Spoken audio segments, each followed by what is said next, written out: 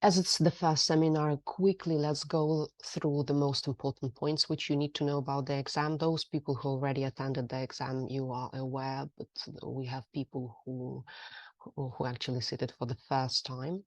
So all the assessments should be divided into two groups. So we have oral and written assessments. In oral assessments, the first day of the exam will be dispute resolution advocacy. So it's civil litigation, equivalent to civil litigation, and interview in property practice.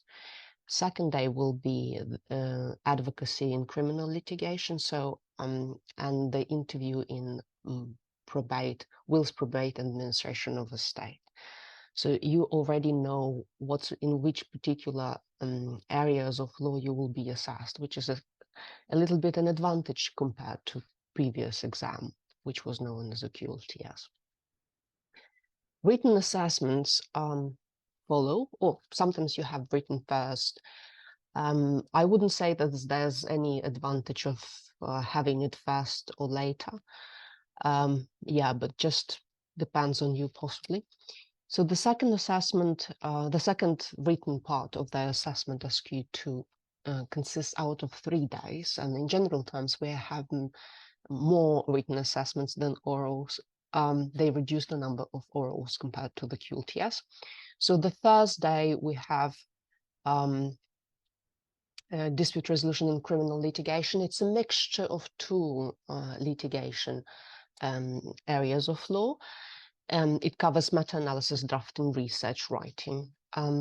Same as per specific kinds of assessments we have on the second day, but it will be property practice, wills, administration of estate, like combination of two areas. And the day number 3 will be business. Out of all the areas of law, you possibly know that business is possibly the biggest. So that's why they spread it this way.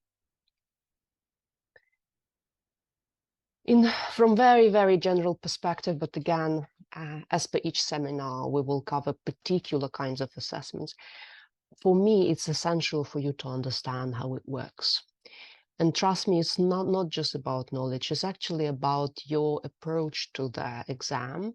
So how you actually conduct it. You can know everything, but not be able to convey it. So